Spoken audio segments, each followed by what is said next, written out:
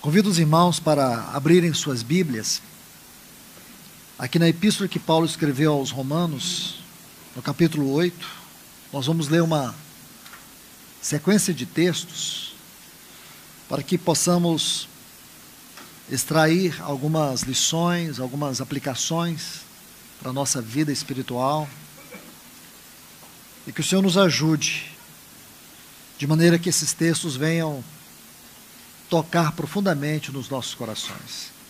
Mais do que ler, que esses textos venham ler a nossa alma, falar ao nosso coração. Amém? Nós vamos ler primeiro Romanos capítulo 8, os versículos 29 e 30. Sabemos que todas as coisas cooperam para o bem daqueles que amam a Deus, daqueles que são chamados segundo o seu propósito.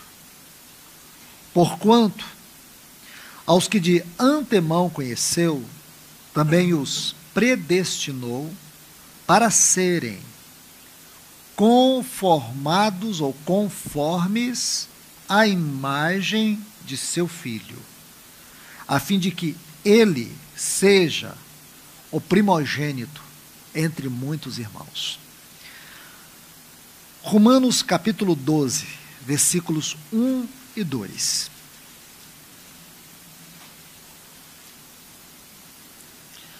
Rogo-vos, pois, irmãos, pelas misericórdias de Deus, que apresenteis o vosso corpo por sacrifício vivo, santo e agradável a Deus, que é o vosso culto racional.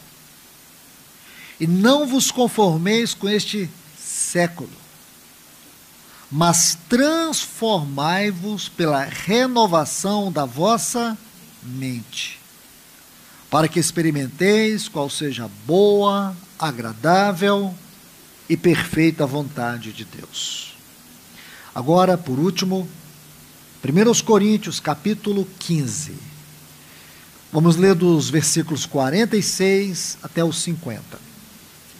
Mas não é primeiro o espiritual, e sim o natural, depois o espiritual. O primeiro homem formado da terra é terreno. O segundo homem é do céu. Como foi o primeiro homem, o terreno, tais são também os demais homens terrenos. E como é o homem celestial, tais também os celestiais. E, assim como trouxemos a imagem do que é terreno, devemos trazer também a imagem do celestial. Isto afirmo, irmãos, que carne e o sangue não podem herdar o reino de Deus, nem a corrupção herdar a incorrupção. Vamos orar. Precioso Deus, amado Pai, no grande nome do Teu Filho Jesus, nós clamamos pelo Teu socorro, pela Tua ajuda, pela Tua intervenção em nossas vidas através da Tua palavra. Senhor, nós não lemos esses textos para uma liturgia, para um culto recheado de formalismo. Não, Senhor.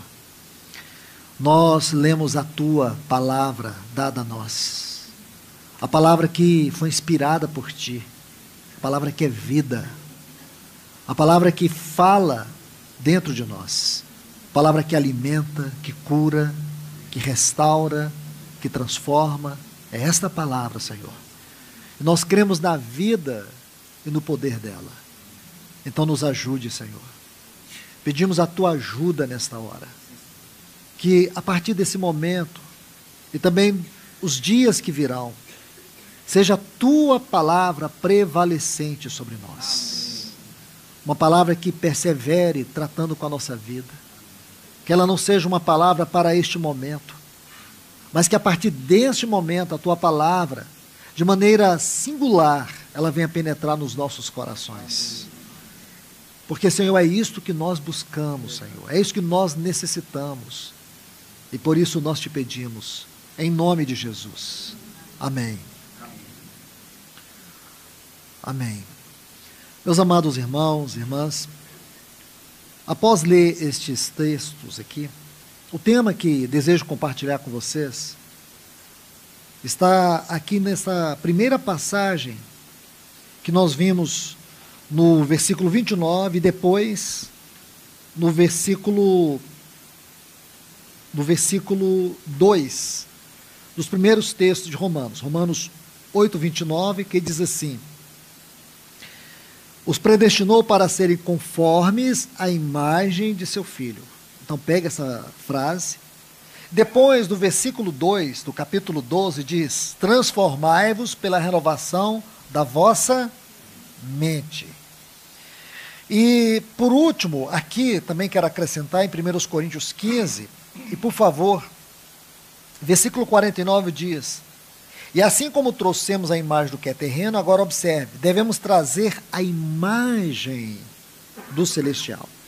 Então essas três frases, dessas três porções, elas constroem para nós um tema: transformados à imagem de Cristo. Este é o tema que espero, com a ajuda do Senhor, eu venha compartilhar esse encargo com todos vocês. E entender, irmãos, o quanto isso é importante. Nós não podemos, de forma alguma, ler textos como estes e não compreender o seu profundo significado. Nós temos que meditar neles com extremo zelo, com extremo cuidado, porque há algo aqui que o Senhor deseja que nós venhamos compreender, receber.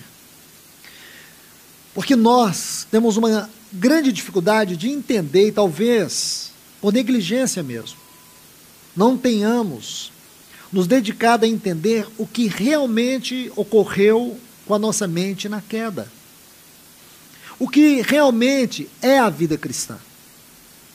Nós podemos achar que vida cristã é uma vida caracterizada pelo formalismo religioso, é uma vida que ela é definida pelas nossas emoções almáticas, pelas sensações das nossas emoções, uma vida periférica, uma vida que se reduz a meras experiências, a alguns conceitos teológicos.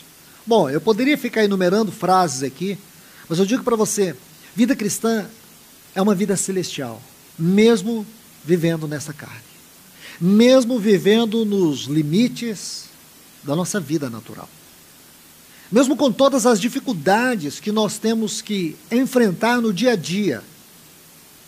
Vida cristã é uma vida vivida nos lugares celestiais, é uma vida vivida na presença de Deus.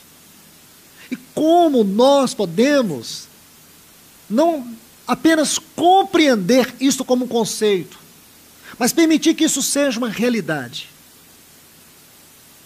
Eu creio que nestes três textos nós vamos extrair pelo menos três frases que vão começar a nos introduzir a uma profunda reflexão sobre a vida cristã. Por que este tema? Conformados à imagem de Cristo.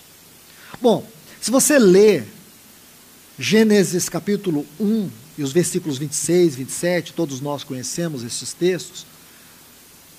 No versículo 26 diz assim: façamos o homem conforme a nossa imagem e a nossa semelhança. No 27 diz assim: criou, pois, Deus o homem sua. É muito importante você colocar isto em evidência. Nossa imagem, sua imagem. Versículo 26, nossa imagem. Versículo 27, sua imagem. A imagem de Deus o criou. Então, é importante você entender que, o princípio, o homem foi criado à imagem de Deus. No Novo Testamento, nós vemos que nós, no novo nascimento, estamos passando por uma transformação. E por que a transformação? O capítulo 1 e o capítulo 2, nós temos a perfeição da obra de Deus na criação, em especial na criação do homem. Mas a partir de Gênesis capítulo 3, o que é que nós temos? A queda. O homem caiu. Meus irmãos e irmãs, possivelmente muitos de nós não tenhamos compreendido ainda as profundezas da queda, as suas implicações, as suas consequências. E por não compreender isso, nós temos tratado a vida cristã de maneira muito mais religiosa do que estritamente espiritual. E nisso, irmãos, é perigoso. Eu conversava com um jovem há poucos dias. Então esse jovem, ele me dizia assim: Luiz, eu amo a Deus, eu nasci de novo, eu sou um salvo. Tudo bem, eu tenho dificuldade com prostituição. Tudo bem que tem já alguns anos que eu estou envolvido com drogas. Mas eu sou convertido, eu nasci de novo. Eu sei que se eu morresse hoje, amém, eu estou salvo. Sabe, irmãos, amém, é possível isso? Eu acho que até pode ser, sei lá. Agora eu tenho que ir para a Bíblia. Não é verdade? Eu disse assim para aquele jovem: será que você nasceu de novo? Porque quando você fala do pecado, você fala com tanto amor. Como é possível alguém dizer que nasceu de novo e ama a prática do pecado? Como é que a pessoa diz assim: eu nasci de novo? Eu tenho certeza. Eu nasci de novo, o Senhor me ama, Deus não vai me mandar para o inferno. Será que isso é novo nascimento, irmãos? Então a gente precisa rever nossos conceitos. Não é verdade? Eu nasci de novo, mas eu amo o pecado. Não. Eu acho que é uma forte característica do cristão que nasceu de novo, é que ele passa a ter um ódio do pecado. É natural que um cristão que nasça de novo e o Espírito Santo o habite, possa inspirar na sua vida um anelo por santificação. Então, assim, eu sei que é delicado isso. Eu creio que a salvação é um dom eterno de Deus.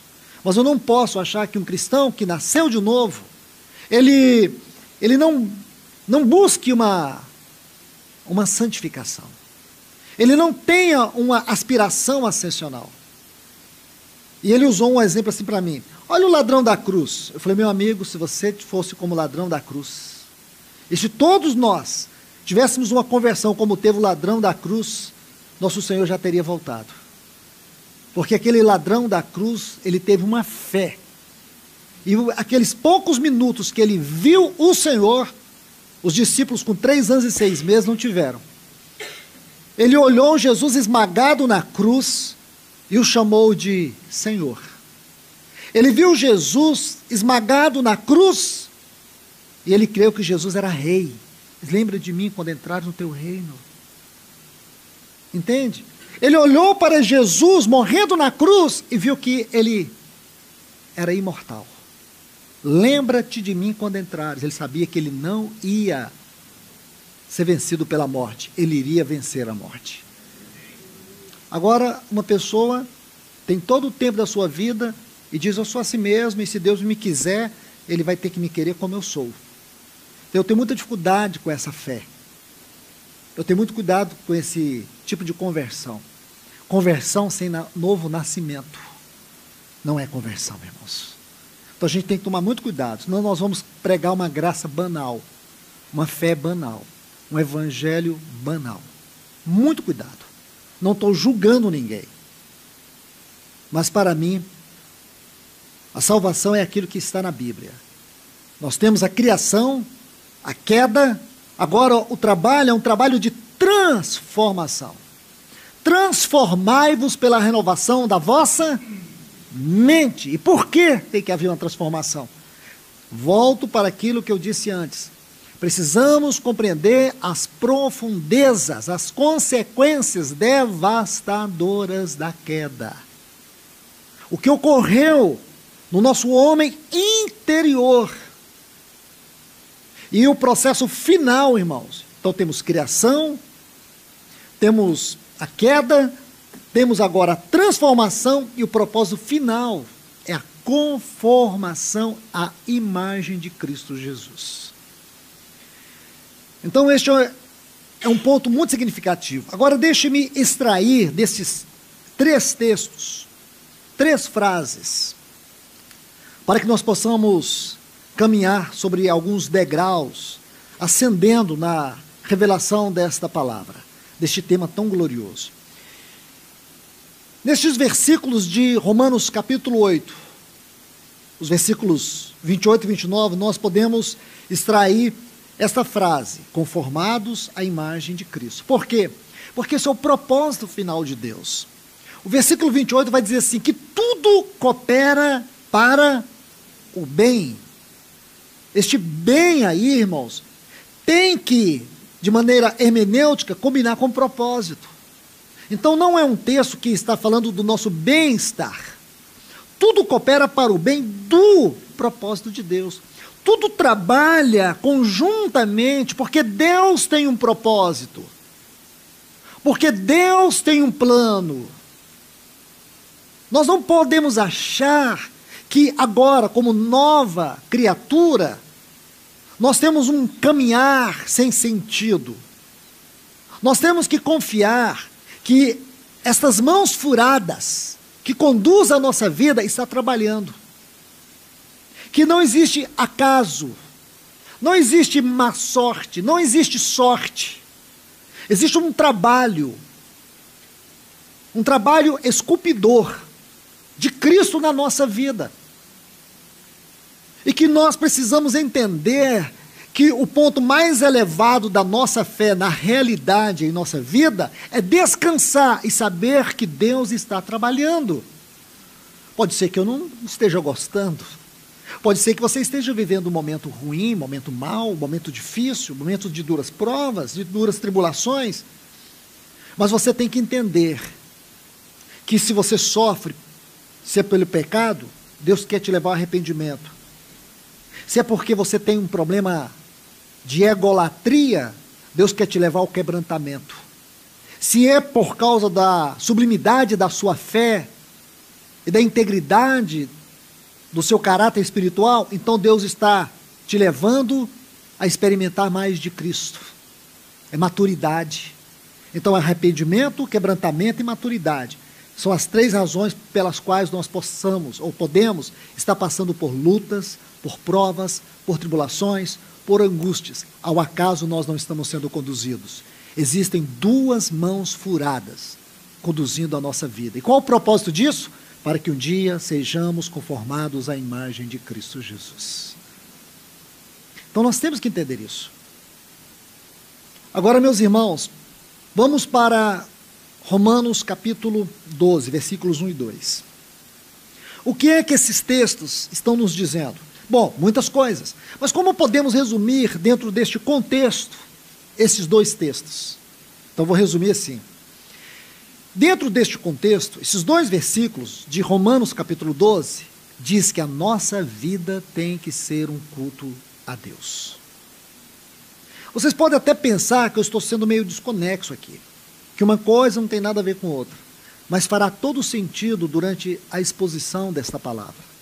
Então nós temos algumas oportunidades aqui para meditar sobre isso. E nós vamos ver como esses 3 textos, eles vão se encaixando. Então aqui agora vai nos mostrar algo muito especial. Que a nossa vida tem que ser um culto a Deus. Veja que Paulo, ele introduz este capítulo com um grande chamado, com um grande clamor. Rogo-vos.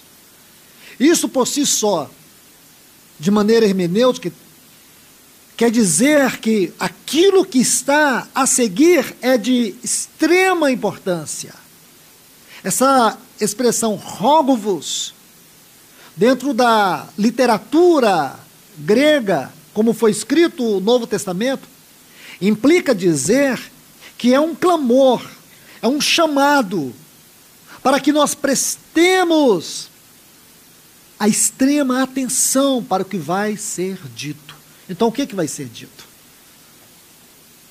Rogo-vos, pois, irmãos, pelas misericórdias de Deus. Então, vamos lá. Que apresenteis o vosso corpo, a nossa vida, como um sacrifício vivo, santo e agradável a Deus. Nossa vida é um sacrifício vivo, santo e agradável a Deus. O que diz isso? Nossa vida é um culto. Nossa vida é um culto. Seria muito simples, irmãos, se a nossa definição de culto fosse isso aqui. Esse momento que nós passamos aqui, 1 hora, 1h30, 2 horas. Imagine se a nossa definição espiritual fosse que o culto é um período de 2 horas que nós passamos juntos cantando e ouvindo a palavra de Deus. Não, irmãos. A Bíblia vai dizer que a nossa vida é um culto. Se a nossa vida é um culto, significa que o nosso reunir deve expressar algo extraordinário do ponto de vista espiritual. Não é um reunir qualquer. Se realmente a minha vida é um culto, eu tenho que imaginar que, irmãos, o que eu canto pesa diante de Deus. Que, na verdade, o que Deus busca não é a minha adoração, Ele busca o adorador. Porque Deus se compraz no adorador.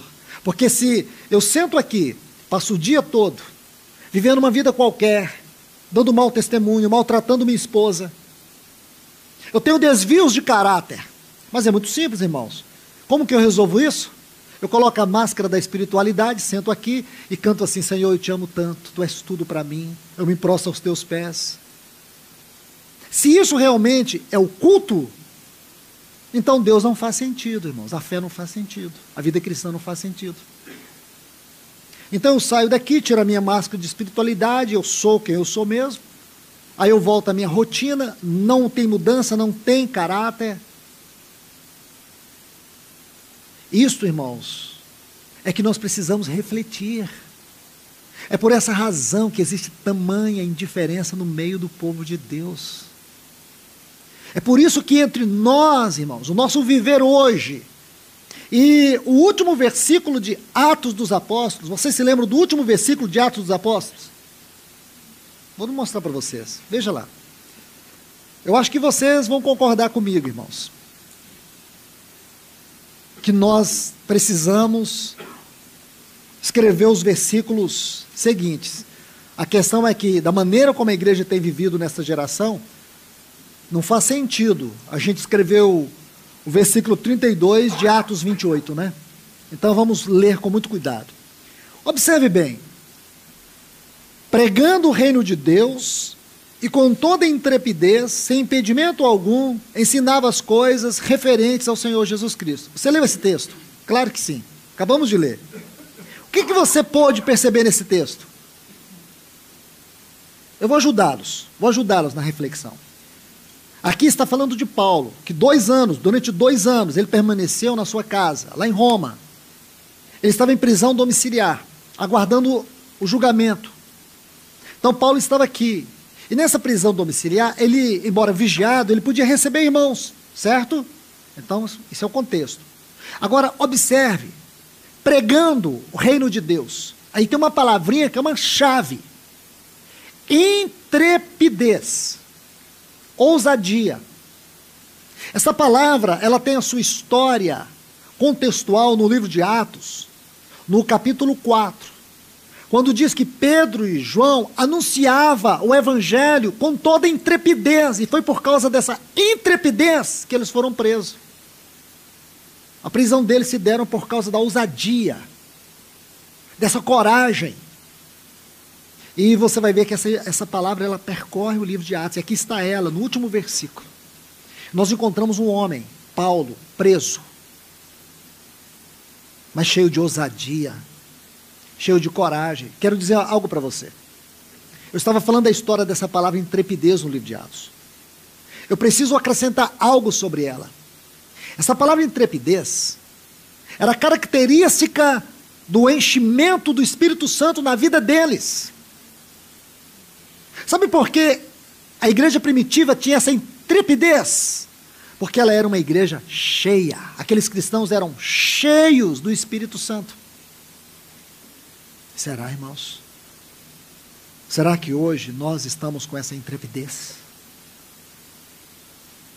Se eu fosse dar um tema para esse versículo, daria o seguinte tema: o grande golfo que nos separa da igreja primitiva. A grande distância que existe entre nós e os cristãos primitivos. A enorme diferença de realidade entre nós e a igreja primitiva. Em uma palavra define isso: intrepidez. Aqui está, irmãos. Perdemos a intrepidez. Agora, um detalhe. Tem uma outra frase que é muito preciosa. É como se ela acrescentasse a força dessa palavra intrepidez. Sem impedimento algum. Ora, como não havia impedimento? Claro que havia. Paulo estava preso numa casa. Tinha soldados vigiando. Mas aqui diz que ele não tinha impedimento. E nós hoje temos liberdade e estamos cheios de impedimentos. Nós não conseguimos romper grilhões que nos prendem a mente. É porque hoje nós somos uma igreja emocionalmente aprisionada. Nós temos perdido a nossa liberdade no Espírito. Traduzindo melhor, o Espírito Santo não tem encontrado um lugar onde ele expresse a sua liberdade. O que ele quer falar, o que ele quer fazer.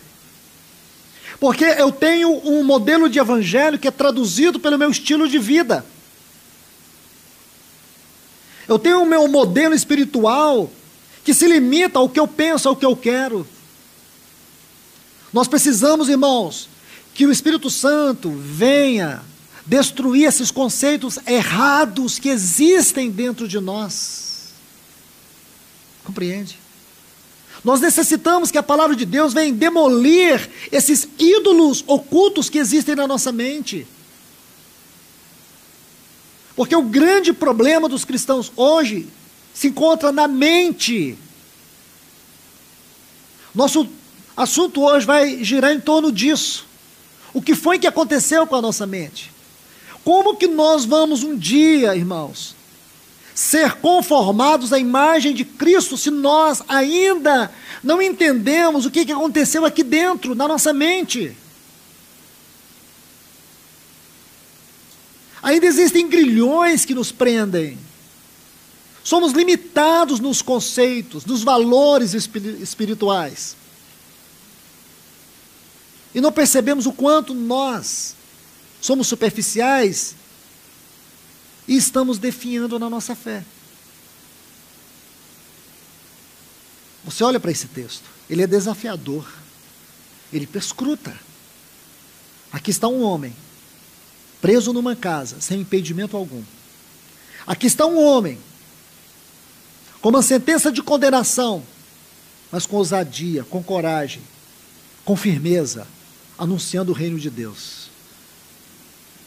Aqui está, irmãos, voltando para Romanos 12, o que nós vemos? É que nós temos perdido o conceito de culto. É nós que somos o culto. O culto começa com a minha vida. O culto começa no meu lar, na minha casa. Minha vida é um culto a todo tempo. Tudo que é em mim tem que bem dizer o Senhor. Nós precisamos honrar o Senhor no nosso trabalho, na faculdade, onde quer que seja no trânsito. Nós temos que honrar o Senhor, porque Ele está sendo cultuado na nossa vida. Porque o contrário disso fica fácil, né, irmãos? Aí a gente reúne, passa meia hora, eu canto coisas bonitas para Deus. Mas será que o Senhor encontra na minha vida o seu prazer? Nós precisamos refletir sobre isso. Então, ele diz: e não vos conformeis com este mundo, mas transformai-vos pela renovação da vossa mente. Aqui nós podemos colocar de forma paradoxal: se nossa vida ela segue os modelos, os moldes do mundo, nós jamais teremos uma mente transformada. Nós jamais seremos um culto a Deus. Se nós estamos dentro do molde do mundo, jamais experimentaremos qual seja a boa, perfeita e agradável vontade de Deus. E quando Paulo diz aqui, mas transformai-vos pela renovação do vosso entendimento, e este é o processo que agora, irmãos, agora nós estamos vivendo. Agora. Eu posso dizer assim, o versículo 29 de Romanos 8 é a sentença final, é a propositura final do supremo propósito de Deus, que sejamos conformados ao seu Filho. Agora, o entendimento dos textos de Romanos 12 e de 1 Coríntios capítulo 15 é o que precisa estar ocorrendo agora. Podemos colocar de maneira didática assim, Romanos 8, 29 é o aspecto objetivo. Romanos 12, versículo 2, como também 1 Coríntios capítulo 15, são os aspectos subjetivos da nossa realidade espiritual. É o que tem que estar acontecendo agora, tem que ser a nossa experiência de vida. Porque do contrário, irmãos, é periferia espiritual. Vamos ficar patinando aí na superficialidade e nunca vamos avançar. Como aquele jovem que conversava comigo. Ele não consegue entender a dimensão do pecado na sua vida. Aí a gente não percebe o quanto nós somos pedras de tropeço na vida dos irmãos. Então que o Senhor nos ajude, irmãos, que venhamos refletir que a nossa vida é um culto a Deus. Agora, por último, para fechar esse quadro, os textos aqui de 1 Coríntios, capítulo 15, os versículos 46 a 50, nós podemos resumir na seguinte frase: o cristão vive a realidade da vida natural e a sobrenaturalidade da vida celestial. Nós podemos resumir todos esses textos, 1 Coríntios, capítulo 15, versículos 46 a 50. Por um lado, sim, nós trazemos a imagem daquele que é natural, está aqui, está em você, em cada um de nós. O velho Adão, o velho homem, está aqui, irmãos. Ninguém pode negar. Mas, observe o que diz o texto, e isso é muito importante. Mas, assim como trouxemos a imagem do que é terreno, devemos trazer também a imagem do que é celestial. Nós temos que perceber que na salvação, o Senhor não mudou apenas a nossa condição, Ele mudou também a nossa posição. Qual era a nossa condição? Filhos da ira, mortos em nossos delitos e pecados. Tudo isso resume a nossa velha vida em Adão. Mas agora, nós temos que entender que não foi apenas uma mudança de condição, porém, uma mudança de posição. Então isso reflete nessas palavras. Trazemos a imagem do que é terreno, mas também trazemos a imagem do que é celestial. Vivemos a realidade da vida natural, com todas as suas limitações, com todas as suas dificuldades, mas também, irmãos, nós vivemos a sobrenaturalidade da vida celestial. Nós podemos viver isso. E aqui, aonde boa parte dos irmãos tropeçam, porque eles não conseguem entender isso. E sabe por quê? Ainda não compreenderam o que foi que aconteceu com a mente. Deixe-me colocar um texto para que a gente possa avançar um pouco mais. 1 Coríntios, capítulo 11, versículo 3. Vamos compreender mais sobre a nossa mente. Me perdoe, irmãos, eu ditei o texto errado, é 2 Coríntios, desculpa. 2 Coríntios 11, 3. Olha o que diz: mas receio, 2 Coríntios 11, 3.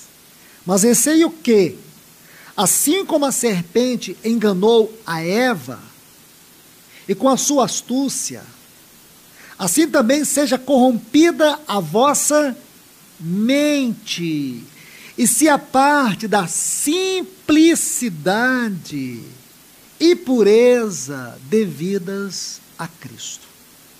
Deixe-me traduzir alguns termos aqui. Primeiro, é astúcia. Então observe. Assim como a serpente enganou Eva com a sua astúcia, a palavra aqui é artimanha, sabedoria ilusória ou falsa. Uma outra palavra que eu quero que vocês entendam aqui, corrompida. Aqui o sentido é de destruir com uma sabedoria ilusória, com um conhecimento ilusório. Esse texto aqui traduz o que exatamente aconteceu com Eva. Ali nós lemos em Gênesis 3, no cenário da queda, aqui Paulo vai colocar mais detalhes. Não foi um diálogo qualquer. Aqui nós percebemos que a serpente, ela foi extremamente astuta. Está vendo aqui? Ela teve uma artimanha, ela teve uma sabedoria perigosa, falsa, dissimulada. Isto destruiu a mente de Eva. Então, deixe-me colocar algo para vocês aqui, irmãos. Aí ele diz, e se a parte da simplicidade e pureza devidas a Cristo. Foi exatamente o que aconteceu. Então vamos lá, por favor. Meus irmãos, quando você lê Gênesis capítulo 1, capítulo 2, a partir do capítulo 1, versículo 26, na criação do homem, nós sabemos que o homem, ele é possuído por 3 faculdades: espírito, alma e corpo. Espírito e alma são as faculdades interiores. Concentre-se nisso. O espírito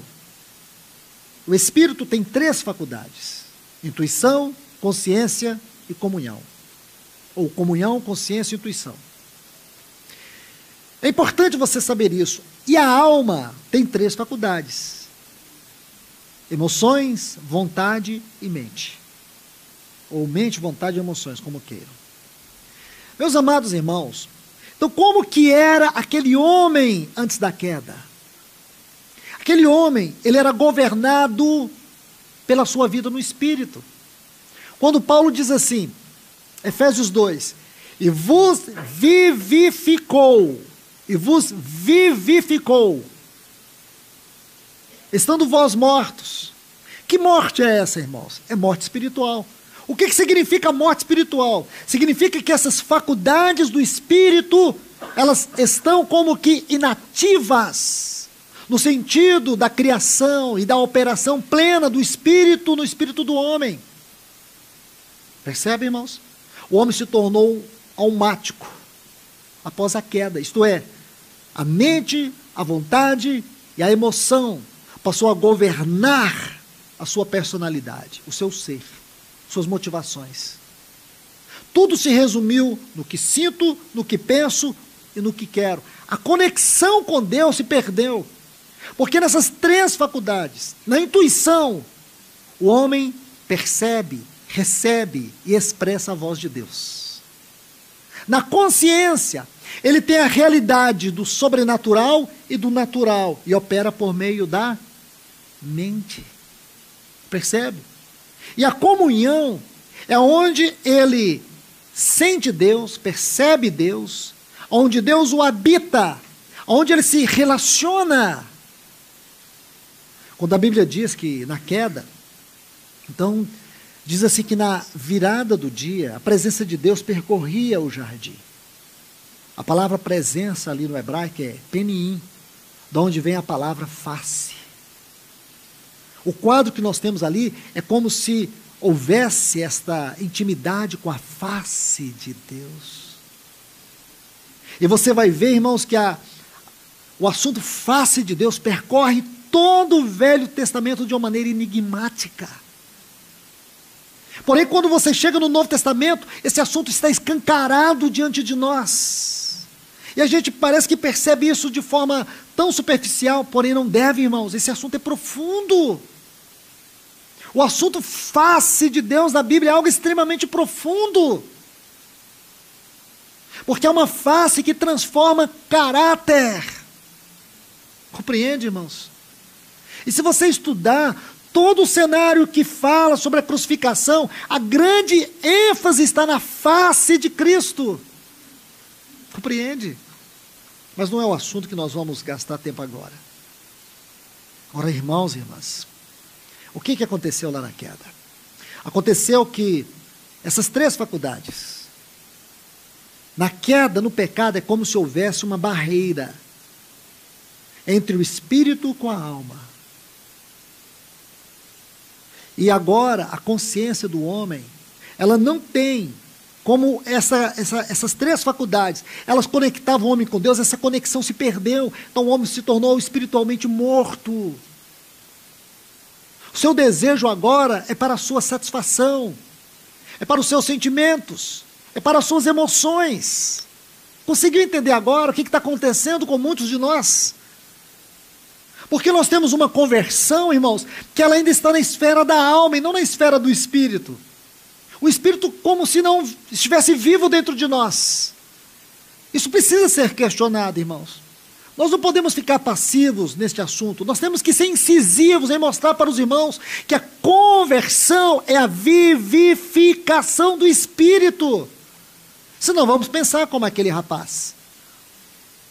Nós vamos achar, irmãos, que é normal eu viver a vida cristã de maneira muito restrita. Algumas reuniões, alguns momentos, mas eu não sou cristão na minha casa. Eu não sou cristão no meu casamento. Eu não sou cristão no meu trabalho.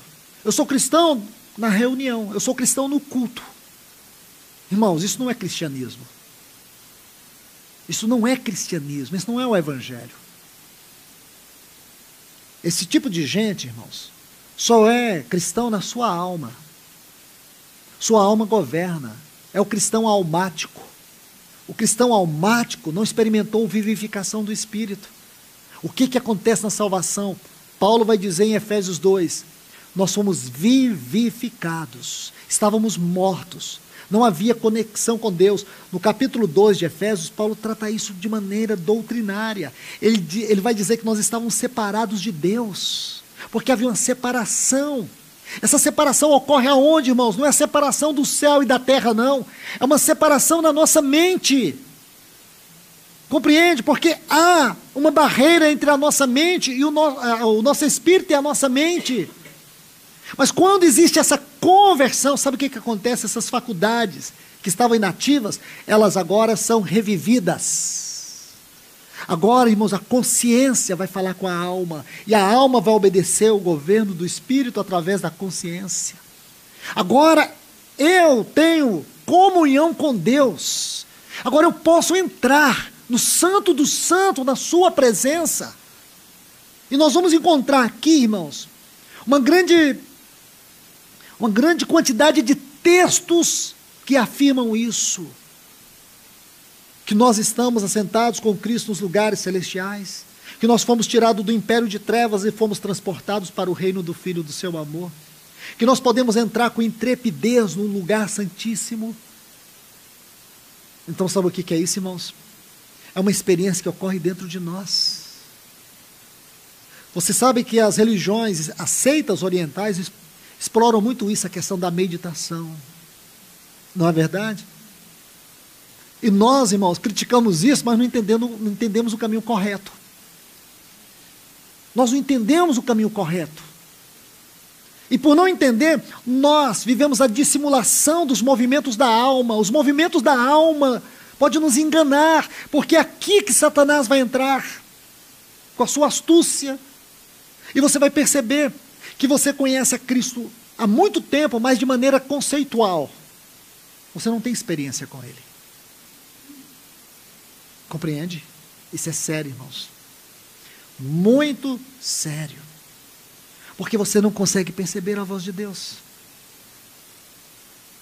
Porque a sua intuição está inativa, ineficaz. Ela não age na sua mente. Aí você fica ouvindo vozes. Sabe o que eu quero dizer? Você não tem discernimento. Onde nós conseguimos ter discernimento? Por causa da intuição. A intuição opera o discernimento na vida do cristão. E você percebe as atmosferas, você percebe o falar de Deus. Você não fica em desespero, você pode sentir angústia, mas quando você se aquieta, o Espírito Santo, no teu espírito, porque o Espírito Santo não habita na nossa alma, ele habita no nosso espírito, ele opera por meio dessas 3 faculdades. E essas 3 faculdades vão agir no que você sente, no que você pensa, no que você quer. Isso é vida cristã. Isso é uma libertação, irmãos. Isso quebra grilhões que nos aprisionam, que nos deprime, que nos oprime. Entende? Isso traz uma profunda libertação. Isso abre os seus olhos, isso te traz discernimento, isso te traz visão celestial com clareza. Você pode tropeçar, você pode falhar, você pode errar, mas o Espírito Santo sempre vai encontrar um caminho aberto para te convencer do pecado, da justiça e do juízo. Que conversão é essa que eu tenho? Que o arrependimento, como diz Oséias, que ele falava assim, que o arrependimento de Efraim é como a luz da manhã, que cedo passa. Isso quer dizer que ele só se arrependiu para pecar de novo.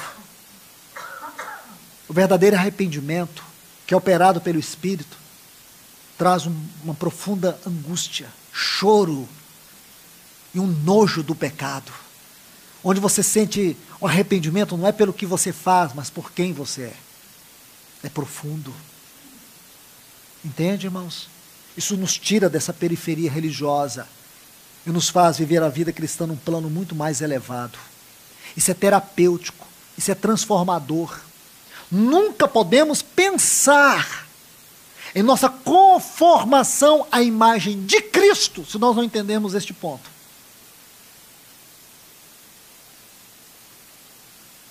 E aí entra a questão da vida devocional, como a base de tudo. A base de tudo é a devoção, é a piedade. Nós vamos ver isso nos próximos estudos, as exortações bíblicas sobre isso. Como nós precisamos exercitar a piedade. É um tema, parece obscuro. É um tema que nós não temos uma certa familiaridade com ele. Irmãos, isso está na Bíblia. Isso é capa a capa. Isso é padrão, isso é fundamento. Nossa alma não quer isso. Nossa alma, ela quer o quê? Satisfação. Ela quer o prazer. Ela não quer a cruz. Não quer a cruz. Aí você vai entender por que a cruz é necessária na nossa vida. Então chega um momento que você parece que conseguiu tudo, está tudo muito bem. Um bom emprego, a boa casa, um bom carro, a boa condição financeira, bons projetos de viagem, e aí o Senhor vai lá e coloca uma sentença, uma cicatriz na sua testa. Aí você fala, meu Deus, por quê? Aí a gente fica com uns porquês na nossa mente, e não compreendeu para quê. Não é verdade? Aí a gente tem dificuldade de lidar com o sofrimento, dificuldade de lidar com doença, com perdas, não é verdade? Porque nós esquecemos o versículo 28 de Romanos 8. Nós não entendemos qual que é o propósito final de Deus. Irmãos, nós precisamos que na luz do Senhor, nós possamos ter claridade do que está dentro do nosso coração. É um texto que a gente vai estudar ainda, sobre a luz do Senhor, se o Senhor permitir, é claro. Compreender a necessidade que nós temos da luz do Senhor na nossa vida. Precisamos de ajuda, irmãos, de muita ajuda. Vamos avançar um pouco mais. Deixe-me colocar outro texto para a gente avançar mais um degrau aqui e vamos encerrar.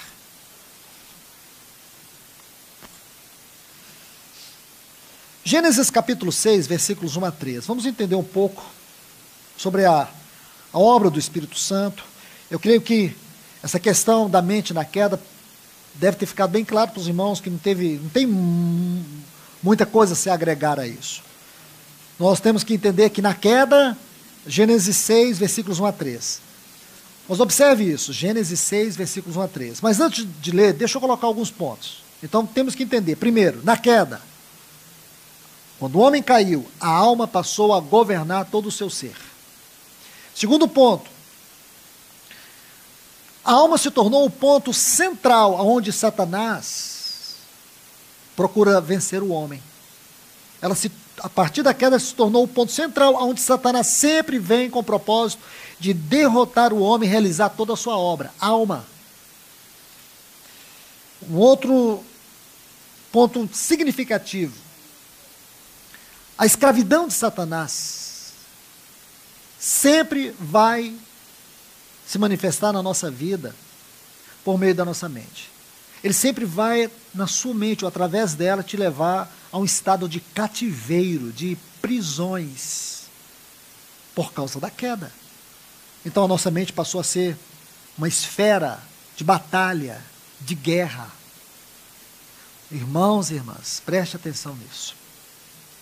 Preste muita atenção nisso. Na queda, a alma passou a governar todo o nosso ser, todo o nosso homem natural, porque nós perdemos conexão com o celestial.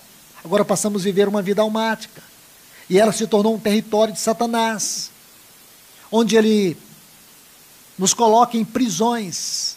Existem muito mais prisões dentro da nossa mente do que fora dela. Existem muitos cativeiros aqui dentro, irmãos, e que nós não temos tido a honestidade conosco. Você não tem sido honesto consigo mesmo quanto a essas prisões que existem dentro de você. Aí se tornou um território de batalha a nossa mente. E há textos e mais textos tratando disso. Agora, Gênesis capítulo 6, versículos 1 a 3. Como se foram multiplicando os homens da terra, e lhes nasceram filhas, vendo os filhos de Deus que as filhas dos homens eram formosas, tomaram para si mulheres.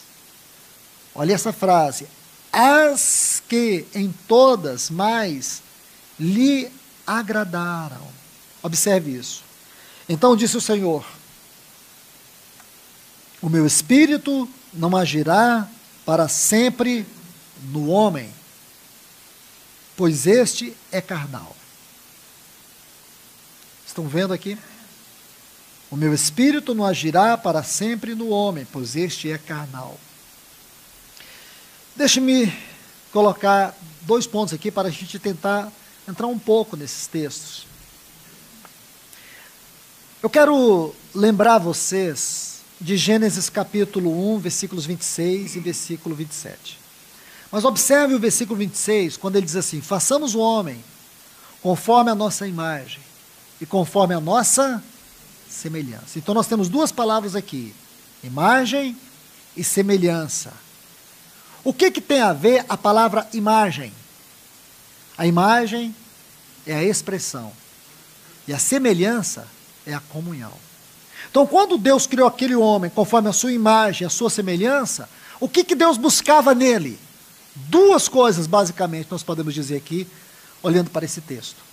Que no homem Deus tivesse a sua expressão, e que no homem Deus pudesse encontrar o lugar de comunhão. Então, 2 coisas que imagem e semelhança vai dizer para nós. Deixe-me adicionar um texto aqui, que eu acredito que vocês conhecem muito bem. Salmo de número 8. O versículos 4 e 5 está assim: que é o homem, para que dele te lembres, e o filho do homem, para que o visites? Fizeste, no entanto, um pouco menor do que Deus, e de glória e honra o coroastes. Esta última parte aqui do texto, glória e honra, o coroastes. Talvez essas 2 palavras, glória e honra, possa definir para nós um profundo significado de imagem e semelhança. O termo coroastes dá a ideia como que uma vestidura. É como se aquele homem de Gênesis 1 e 2, ele fosse coroado, ele fosse vestido de uma maneira tão especial, de honra, por causa da sua dignidade moral, e glória por causa da sua dignidade espiritual. Então ele era um homem, espiritualmente falando, e naturalmente também, do seu aspecto moral, ele era honrado, ele era vestido. Que coisa linda, irmãos. Eu sei que isso aqui é uma maneira poética de descrever algo tão profundo. Como era a vida daquele homem. Porém, nós sabemos que tudo isso se perdeu. Quando você lê, especialmente este versículo 3, de Gênesis 6, que agora Deus diz assim para este homem que foi coroado de honra e de glória: meu espírito não agirá para sempre em você, porque agora você se tornou um carnal. Isto é, a carnalidade agora é um elemento da sua vida por causa do pecado. Então nós temos aqui Salmo de número 8, que Davi vai descrever como era aquele homem. Muito lindo isso. Deixe-me colocar mais alguns textos para que a gente possa ganhar mais luz sobre isso, sobre esta porção de Gênesis capítulo 6, versículos 1 a 3. Deixe-me colocar mais alguns textos. Vou colocar, eles não estão bem em ordem, porque primeiro é Gênesis 2, 17, e depois o outro é Gênesis 3, 8. Que é um texto que eu citei, mas agora nós vamos ler. Gênesis 2, 17, diz assim: mas da árvore do conhecimento do bem e do mal não comerás, porque no dia em que dela comeres, preste atenção nessa frase, certamente morrerás. No hebraico você vai ver que essa palavra certamente, ela não existe. Ela foi apenas uma tradução. Isso acontece muito, irmãos. Os tradutores, quando eles chegaram nessas frases, por uma falta de compreensão, eles tentaram facilitar para o nosso entendimento. Porque a frase é esta: morrendo, morrerás. Então é assim que está no original: morrendo, morrerás. Certo? Porque esse morrendo é a morte espiritual, e o morrerás é a morte eterna. É a total separação de Deus. Então, observe isto. Agora, deixe-me adicionar um outro texto, para que vocês possam ter um quadro. Agora veja, aquele homem que foi criado para a expressão de Deus e para a comunhão com Deus, Deus diz: meu espírito não habitará em ti, porque você se tornou um carnal. Você vai perder a comunhão comigo morrendo. E se você continuar morrendo, você vai morrer eternamente. Olha as sentenças.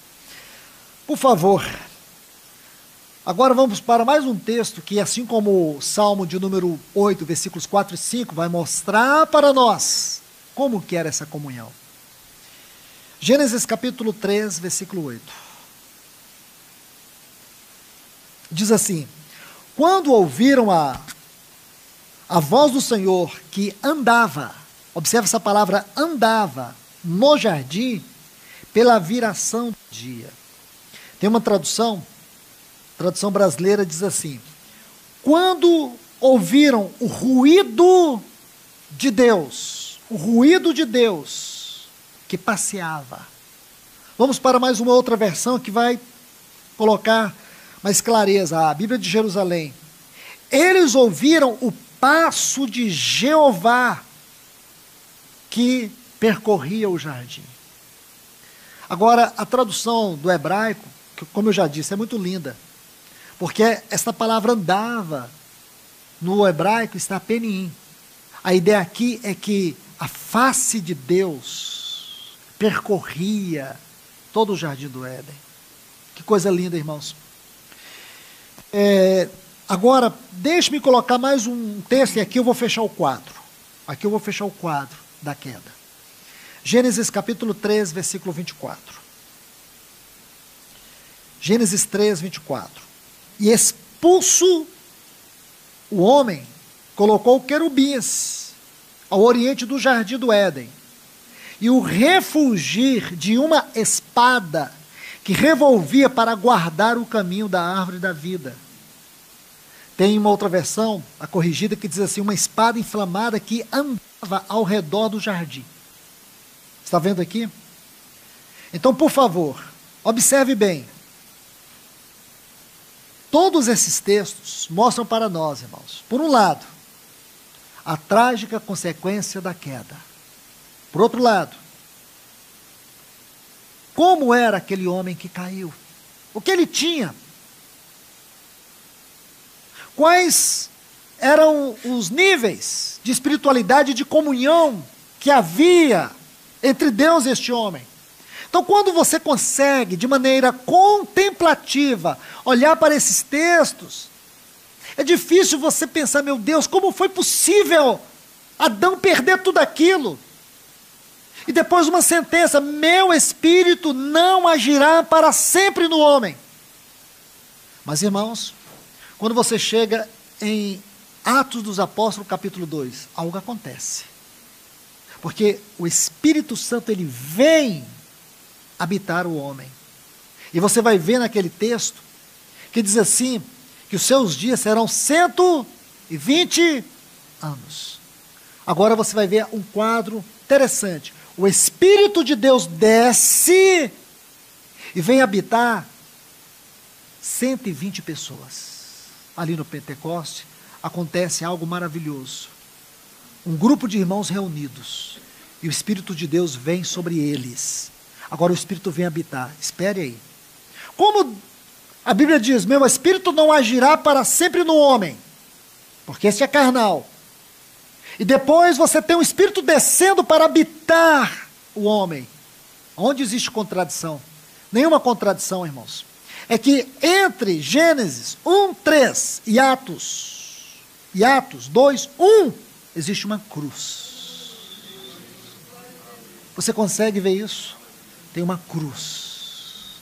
Agora veio um homem, ele veio em carne, mas ele não foi carnal. Você consegue entender isso? Ele veio em carne, mas ele não era carnal. Ele foi tentado em todas as coisas, porém sem pecado. Ele foi o varão aprovado por Deus. E ele viveu uma vida, irmãos, uma vida tal, que satisfez toda a justiça de Deus. A sentença de Deus é, meu espírito não pode habitar no homem. Mas a certeza que nós temos hoje é que o Espírito de Deus veio nos habitar. Então agora o trabalho é transformação. E a certeza é a conformação. Nós seremos conformados a Ele, porque agora tudo que Deus exigiu e exige do homem, Deus encontrou em Cristo. Tudo que você diz assim, eu não posso, eu não consigo, Cristo conseguiu, e Ele agora se tornou nossa vida. Mas como isso vai se tornar realidade em mim? Então vamos voltar para a mente. Porque é aqui que acontecem as batalhas. É aqui que a fé é anulada. É aqui que a nossa fé vira um pó. Ela perde o seu sentido. É na mente. Então nós temos que compreender que, primeiro, você nasceu de novo. Tá certo?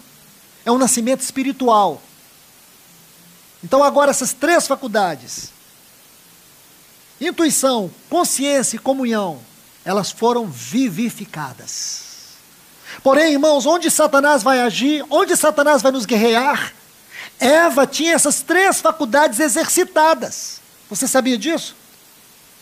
Mas aonde Satanás, qual o sentido das palavras de Paulo? Eu receio que assim como Eva, que quer dizer isso?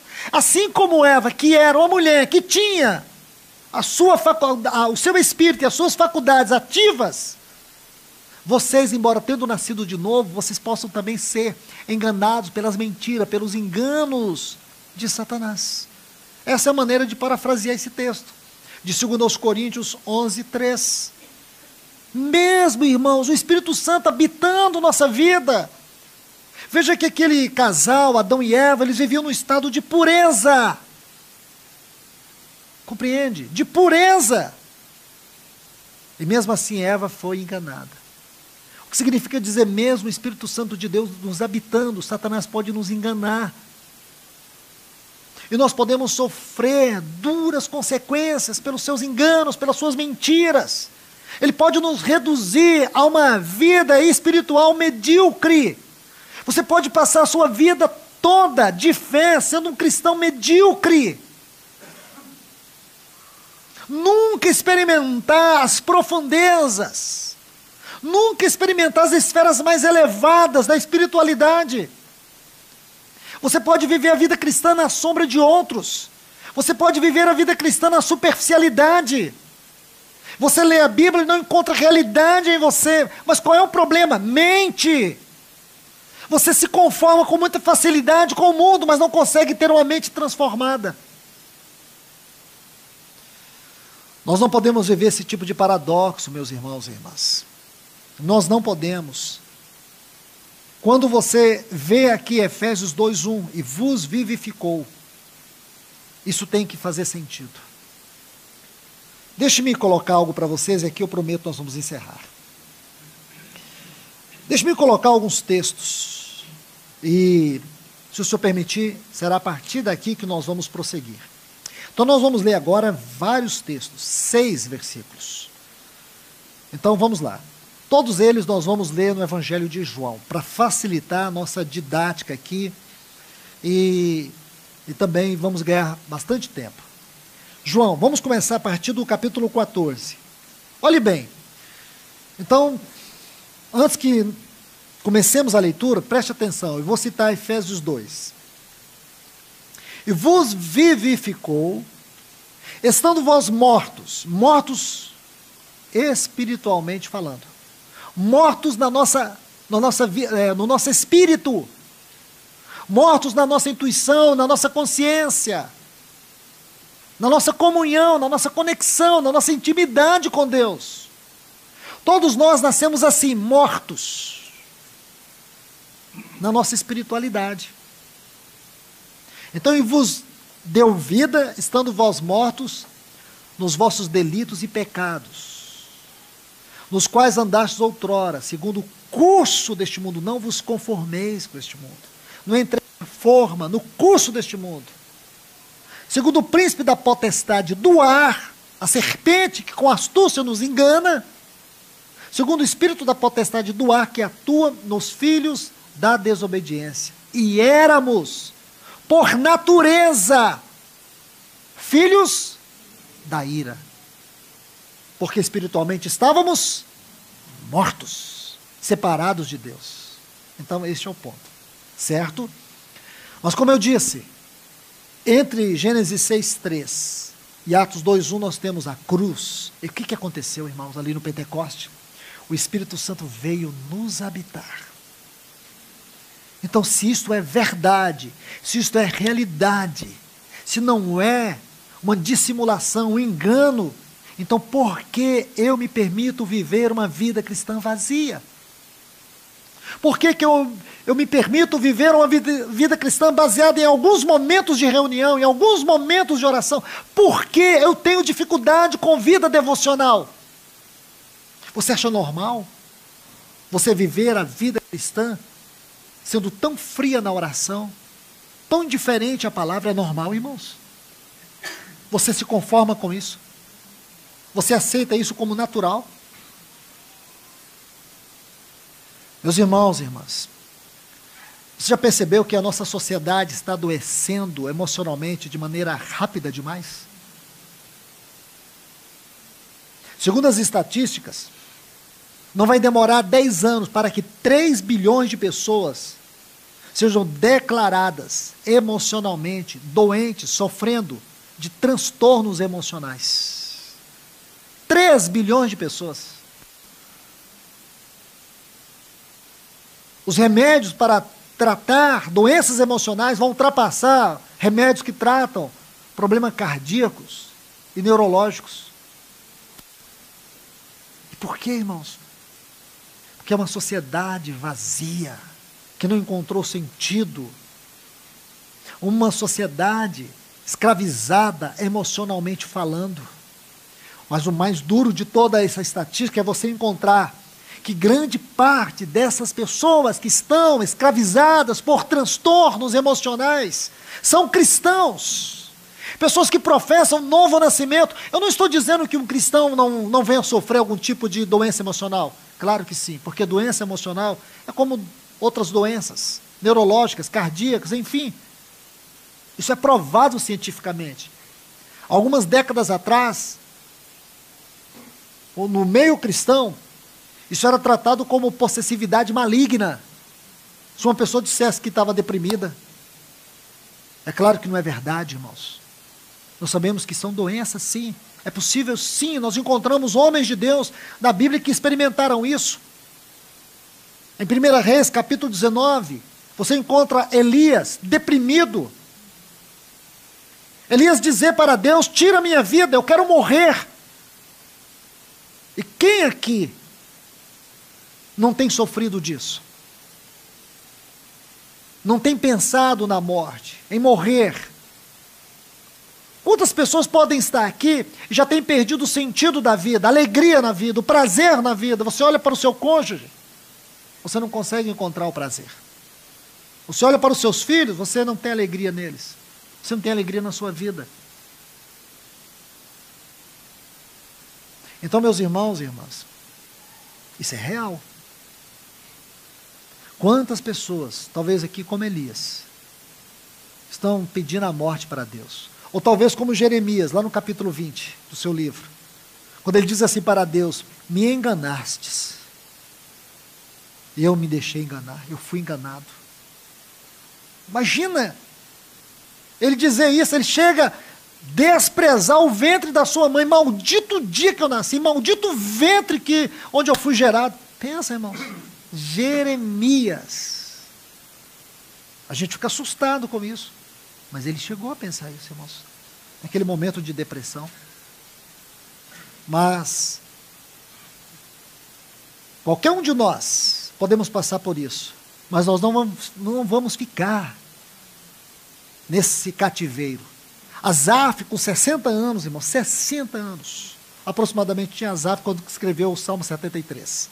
Então ele olhou à sua volta, sua visão estava assim, totalmente embaraçada, fechada. Sabe o que ele via? O que não devia ver. Ele começou a olhar os ímpios e dizia: que povo bonito. Olha os ímpios, ele começou a ver a capa das revistas. Olha aqui, olha o carrão dele, olha a vida. Ele olhava para as pessoas à sua volta, os ímpios. Parecia que eles tinham uma alegria. Uma alegria. Eles tinham um prazer na vida, tudo dava certo para eles. E de repente ele olhava para sua casa, era o filho que estava frio na fé, era a filha que tinha desviado, era o outro que estava mexendo com drogas. Ele olhava para a sua família, tudo errado. Era a sua esposa fria. Então, um pântano emocional na sua vida familiar. Possivelmente, claro que não havia isso, né, irmãos? Mas imagine que muitos de nós podemos estar vivendo isso. É um casamento que não funciona. Então, o inimigo vai minando, vai criando um pântano em torno de você, ou debaixo de você, vai te sugando. Aí você pergunta: onde é que está Deus? Onde é que está Deus? Cadê o Senhor? Você lê a Bíblia, parece que as letras somem. As páginas ficam brancas. Você ora e o céu é encoraçado de aço. Aí, irmãos, parece que vai tudo te apertando. Você está dentro de um moedor. Não é? Aí parece que Deus virou masoquista. Ele está te esmagando, ele está te maltratando. Não é, irmãos? A sua mente, aquela conexão. O que aconteceu com Asaf é muito interessante. Ele vai vendo tudo isso. Mas é lindo quando ele diz assim no versículo 17: até que eu entrei no santuário do Senhor. Tudo muda, irmãos. Quando você tem uma vida devocional. Você quer ser libertado, você quer receber uma cura para essa angústia, para essa aflição que te minimiza. Procure desenvolver uma vida devocional aos pés do Senhor. É lindo quando o Senhor diz assim para Marta: Marta, isso está nos melhores textos originais. Marta, você está estressada. Estressada. Essa é a palavra que o Senhor usa para Marta. Marta, Marta, estás estressada, emocionalmente agitada. Compreende, irmãos? Olha o que o Senhor está dizendo para Marta. E Marta fazendo o melhor para o Senhor. Marta achando que estava dando tudo para o Senhor disse, não. Maria buscou uma coisa só. E uma coisa é necessária. E o que Maria escolheu, ninguém vai poder tirar dela. Por quê? Porque esse é o ponto fundamental. Estar aos pés do Senhor. Vida devocional. O que adianta, meu irmão, você servir no ministério da palavra? Minha irmã, você servir o Senhor naquilo que Ele te confiou? Meu irmão, o que adianta você servir em alguma esfera entre os irmãos, com o coração agitado, ansioso, angustiado, e não ter vida devocional? A vida devocional deve ser o fundamento do nosso serviço ao Senhor. Compreende? Porque senão, irmãos, esse texto de 2 Coríntios 11:3, ele é uma clara evidência na vida de muitas pessoas. Eu receio que, com sutileza, vocês possam ser enganados por Satanás. Compreende? Paulo não está falando aqui de um desvio drástico. É a superficialidade, é a doutrina diluída, é o ensino sem eficácia, é a vida sem expressão espiritual. E nós podemos ficar no meio dos irmãos, sendo obstáculo, sendo pedra de tropeço. É você viver a vida cristã por anos, sem crescimento, sem maturidade, sem quebrantamento, com o coração enrijecido. Ah, irmãos, que o Senhor nos socorra nessa noite. Deixe-me ler os textos para a gente terminar, e, se o Senhor permitir, a partir daí nós iremos reiniciar, noutra oportunidade. João 14:17. Agora vamos entender o que é a realidade da vida cristã nas palavras do nosso Senhor. Porque a sentença é, Gênesis 6:3, meu espírito não agirá para sempre no homem, porque este é carnal. Agora vamos ouvir as palavras de um homem que não foi carnal. E é nele e por ele que nós temos a plena condição que o Espírito Santo possa agir em nós e por meio de nós. João 14:17 diz, o Espírito da verdade, quando ele falava do Espírito ser derramado, o Espírito da verdade, que o mundo não pode receber. O mundo não, o mundano não, o carnal não, porque não o vê, nem o conhece. Por que não o vê, nem o conhece? Sabe por quê, irmãos? Porque isso é uma questão de consciência, isso é uma questão de comunhão. Aqui está. Por que nós podemos ver? Por que nós podemos conhecer? Porque agora, irmãos, nosso espírito foi vivificado, então nós podemos conhecer, nós podemos traduzir essa realidade da habitação do Espírito no nosso espírito. Não o vê, nem o conhece, mas vós o conheceis. E por quê? Porque ele habita convosco. Isso é sentença, irmãos. Isso é verdade. Isso é evangelho. Vida cristã. E você o conhece, irmãos? Vocês o conhecem? Nós o conhecemos? Isso tem que ser fato, irmãos. Porque se não é fato, nós precisamos que a luz do Senhor possa revelar com clareza o nosso coração, a nossa vida espiritual. Vamos para mais um texto. Versículo 16 deste mesmo capítulo 14, João 14:16. E eu rogarei ao Pai, e Ele vos dará outro, com a mesma natureza, a mesma substância, a mesma essência, outro Consolador, outro Paracleto, Consolador. Essa palavra Consolador, ela tem um sentido cétuplo na língua grega. Fala de um advogado, um intercessor, um ajudador, um amigo fiel. Fala tudo isso, um fortalecedor. Um Consolador, a fim de que esteja para sempre. Para sempre convosco. Não é uma habitação momentânea, é uma habitação eterna. Vamos para mais um outro texto, neste mesmo capítulo 14, versículo 26. Mas o Consolador, o Espírito Santo, a quem o Pai enviará, em meu nome, esse vos ensinará todas as coisas. Ele ensina por meio da consciência, Ele ensina por meio da comunhão. Ele ensina por meio do discernimento, da intuição, da palavra ministrada.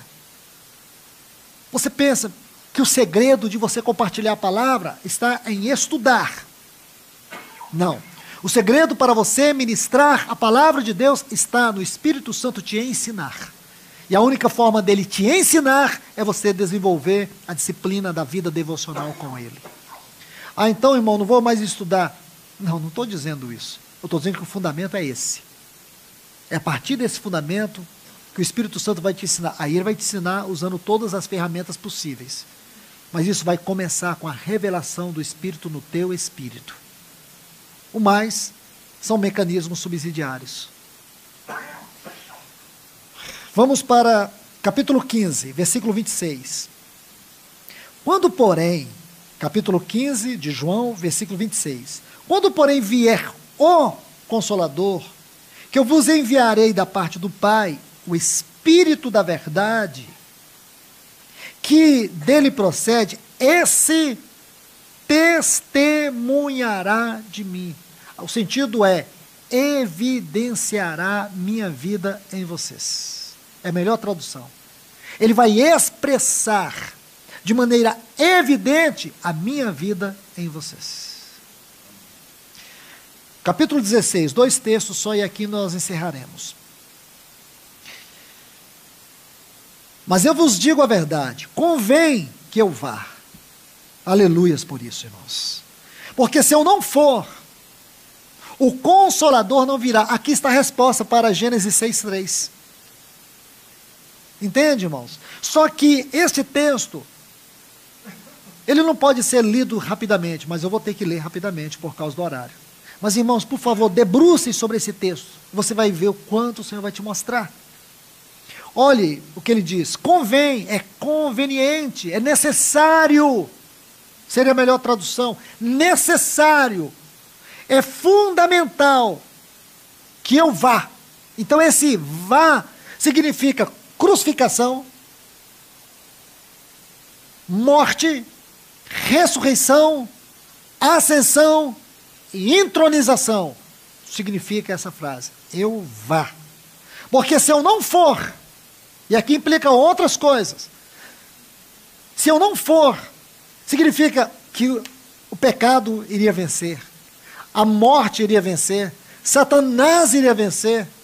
Mas se ele foi, significa que o pecado foi vencido, a morte foi vencida, Satanás foi vencido. O Consolador não virá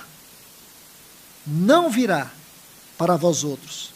Se porém eu for, eu o enviarei. Aleluias. Então você pega esse texto, irmãos, e coloca junto com Gênesis 6:3. Aí você vai ter clareza. Meu espírito não agirá para sempre no homem, porque ele é carnal. Sabe o que Deus está dizendo? Meu espírito não pode agir para sempre no homem, porque ele falhou, ele fracassou, ele é um pecador.